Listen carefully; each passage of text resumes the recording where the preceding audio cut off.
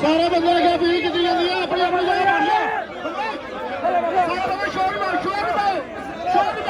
में सारे बंदे अपनी अपनी जगह बैठ जाओ। अपील है सारे की अगर तो सारे बंदे आ गए तो प्रोटेस्ट में चाहिए सारे बंदे अपनी अपनी जगह बैठियो।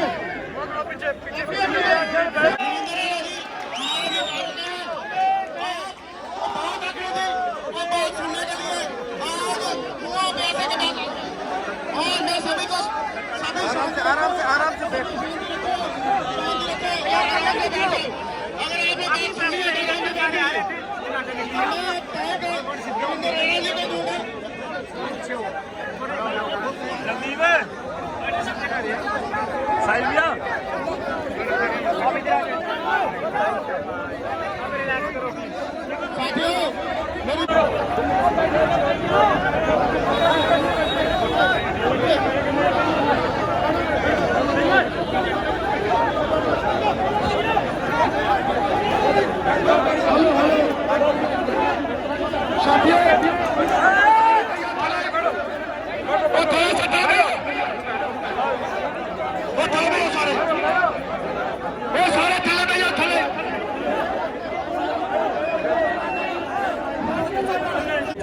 टेलीविजन भाई बहन और आज विशेषकर यहाँ जो पीएचई डिपार्टमेंट के हमारे भाई बहन नौजवान यहाँ आए हैं,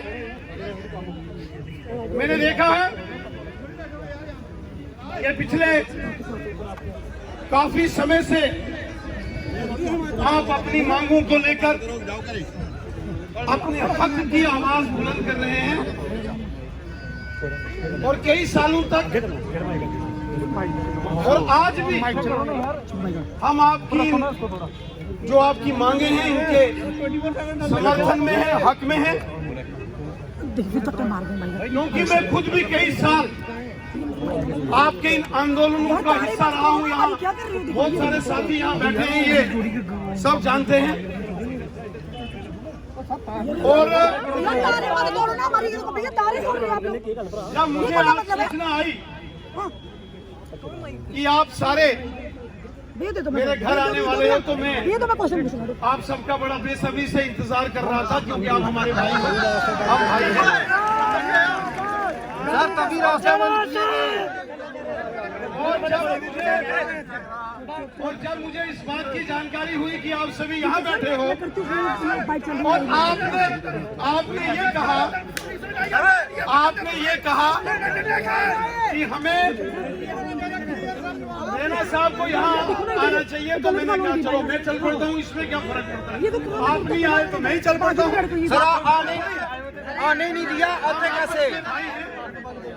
रास्ते बंद कर दिए गए, कैसे आते हम? भाई हैं और मैं हमेशा आपकी आवाज, यहाँ हमारे कुछ साथी बैठे हैं, जब मैं एमएलए भी था तो जिन दिनों असेंबली चलती थी वो तो आपका धरना प्रदर्शन चलता था। और मेरे साथियों को याद होगा जब आपने रवि हंस जी, सरदार जी और ये सारी इनकी टीम ने बीसी रोड से एक बार आपने अपनी शर्ट्स उतार के एक बार प्रदर्शन किया था। एमएलए होने के साथ साथ मैंने भी शर्ट उतार के आपके उस आंदोलन में हिस्सा रहा था। हालांकि उस वक्त हम सरकार में थे और मुझे ये कहा गया था कि सरकार का हिस्सा, गठबंधन सरकार का हिस्सा होते हुए आप लोगों ने इस प्रकार से आंदोलन में क्यों भाग लिया। मैंने कहा हक और इंसाफ की लड़ाई जम्मू कश्मीर के अंदर अगर कोई लड़ेगा हम उसके साथ शाना बशाना चलेंगे। और आज भी हम आपके बीच में इसलिए आए हैं, मुझे टेलीविजन चैनल्स के माध्यम से जानकारी लगी थी कि आप सब अपनी मांगों को लेकर आज आपका एक बड़ा प्रदर्शन है। और जब आपके कुछ साथी 25-30 साथी अभी मेरे पास आए, उन्होंने कहा आप चलिए, आपने हमारे साथ चलना है। तो मैंने कहा, मैंने सोचा था कि सारे साथी आ रहे, बोला नहीं सबने आपको वहां बुलाया है। तो मैंने कहा चलो मैं अपने भाइयों, अपने साथियों के साथ मैं मिलता हूं। साथियों, ये जो जितने भी हमारे साथी हैं, सरदार जी हैं, रवि हंस जी हैं या जितने भी साथी हैं, ये सब जानते हैं, आप सब भी जानते हो, लगभग 1-1.5 साल पहले एक जब लंबा आंदोलन आपका चला, वहां बीसी रोड के ऊपर आप प्रदर्शन कर रहे थे, मैं वहां भी आया था और वहां से बैठ के मैंने लेफ्टिनेंट गवर्नर साहब से बात की है और लेफ्टिनेंट गवर्नर साहब ने एक 6 मेंबरी डेलीगेशन राजभवन में बुलाया था और एक लंबी बातचीत वहां के अंदर हमारी लेफ्टिनेंट गवर्नर साहब के साथ हुई थी। और साथियों, उसमें ये सारे डिपार्टमेंट आज क्या लेके आए सर? चाहे वो पीएचई डिपार्टमेंट है या बिजली डिपार्टमेंट था या अन्य बाकी के डिपार्टमेंटों के जो इनके आपके आंदोलन के आपके साथी सहयोगी वहां मेरे साथ गए। साथियों, इसमें कोई दो राय नहीं है कि आपकी जो मांगे हैं, जिस हक की आवाज को आप बुलंद कर रहे हो, वो तुरंत पूरी की जानी चाहिए, इसमें कोई दो राय नहीं। एक विषय में बीच में जोड़ना चाहता हूं और उसके लिए मैं गवर्नर साहब का शुक्रिया भी करता हूं।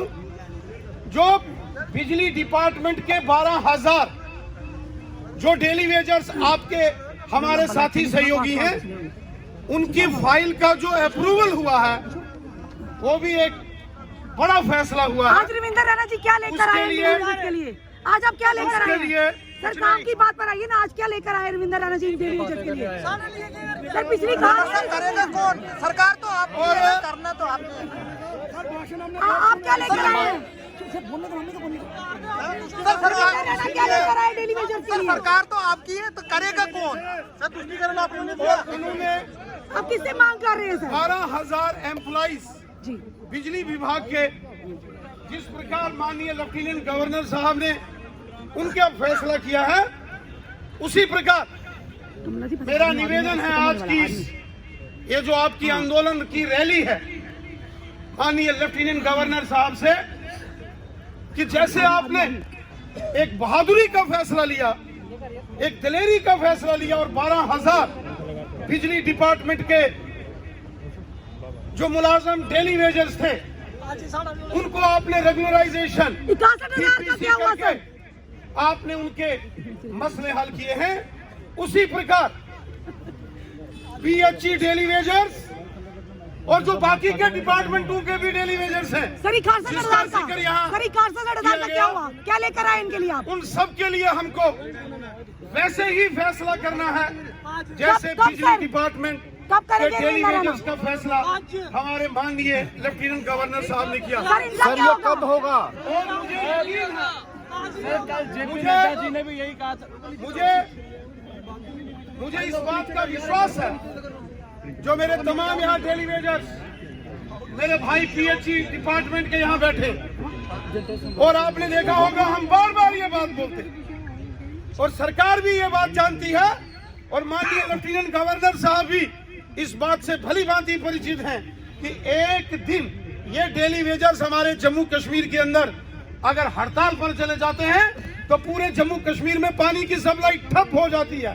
इसका मतलब डिपार्टमेंट चलाने वाले ये लोग हैं। सर फिर आर्मी बुला ली जाती है। इस डिपार्टमेंट को चलाने वाले ये हमारे साथी सहयोगी हैं। इसलिए मेरा हाथ जोड़ के माननीय लेफ्टिनेंट गवर्नर साहब से निवेदन है कि आपने बहुत बड़ा फैसला जैसे बिजली डिपार्टमेंट के डेली वेजर्स के संदर्भ में लिया है और मुझे विश्वास है आप इसी प्रकार का फैसला लेकर ये डेली वेजर्स पीएचई के हों या बाकी डिपार्टमेंटों के हों, इनकी सारी समस्याओं का समाधान हमको रैना करना जी है। निवेदन कब तक चलेगा? देखिए आप निवेदन करते रहते हैं। सरकार आपकी है, सरकार आपकी है, कब तक आपकी है रविंदर रैना जी, आप आश्वासन पे आश्वासन देते हैं पर लगता है आपकी बात भी कोई केंद्र में सुनता नहीं है सर। अभी मैं इसके बाद आपको सर आपको बुलाना पड़ा, सर आपको बुलाना पड़ा तभी आप यहाँ पर आए। सरकार आपकी है तो करेगा कौन? सर आप बुलाना पड़ा फारूक आपको, अब्दुल्ला करेगा। रविंदर सर आपको बुलाना पड़ा तभी आप आए। राणा साहब सरकार आपकी है, फारूक अब्दुल्ला की थोड़ा है। सर आज भी बुलाना पड़ा तो आप आए, आप खुद क्यों नहीं इनके पास आए? सर यही जनता है जिनके मतों से आपकी सरकार राणा साहब सरकार आपकी है तो आप करेंगे कि फारूक अब्दुल्ला करेगा? आंदोलन करता हूँ। पूछना, हम तो पूछेंगे सवाल, हमारी बात थोड़ी कोई बंद करेगा। जैसे मुझे यहाँ आपके इस आंदोलन की जानकारी लगी।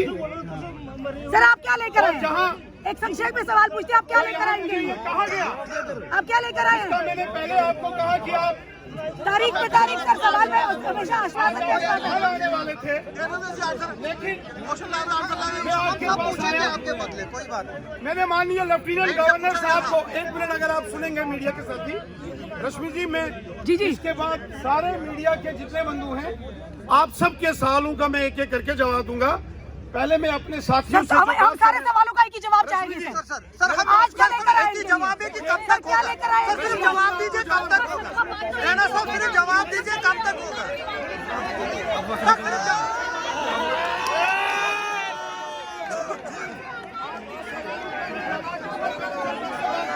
राणा साहब सिर्फ जवाब दीजिए, होगा कि नहीं होगा? अगर होगा तो कब तक होगा?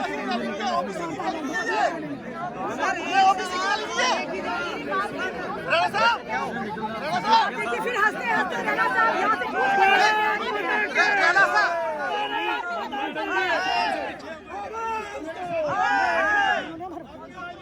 जब मैं यहाँ आया तो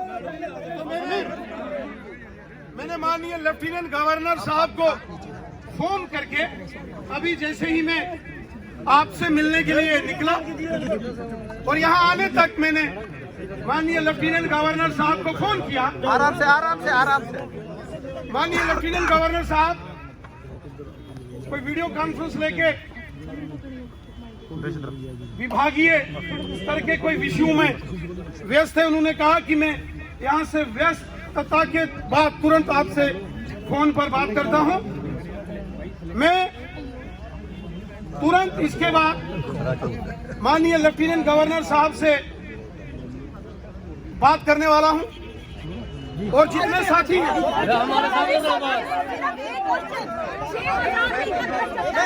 रेला साहब सिर्फ इनको इतना बता दो, होगा कि नहीं होगा? अगर होगा तो कब होगा? रेला साहब इनको सिर्फ इतना बता दो, होगा कि नहीं होगा? अगर होगा तो कब होगा? 20,000 करेंगे। रेला साहब सिर्फ इतना बता दो, होगा कि नहीं होगा? अगर होगा तो कब होगा?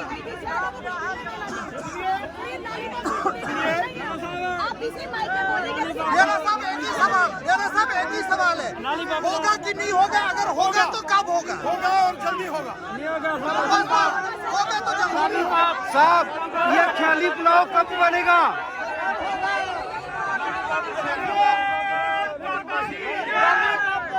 आपके जितने भी साथी सहयोगी आपके जितने भी सहयोगी साथी हैं, परिवारों का सवाल है सर। जितने भी यहाँ श्रीमान रवि हंस जी हो या वो सरदार राजेंद्र सिंह जी हो, और इनके साथ साथ रवि हंस जी, होशियार सिंह जी, नवदीप जी, मोहनलाल जी और जितने इनके साथी हैं जो इस सारे आंदोलन को, अपनी साथियों की मांगों को लेकर अपनी आवाज बुलंद कर रहे हैं। साथियों को सब टाइम फ्रेम बता दो। इन साथियों को लेकर एक बार फिर आप सुनिए ना, मैं इन साथियों को रवि हंस जी, राजेंद्र जी, होशियार जी, नवदीप सिंह जी और मोहनलाल जी, इन साथियों को एक बार फिर लेकर माननीय लेफ्टिनेंट गवर्नर साहब के दरबार पर हम फिर जाने वाले हैं।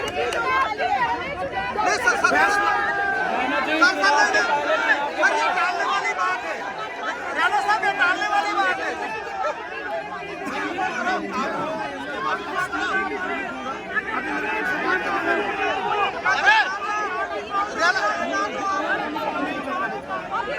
राणा साहब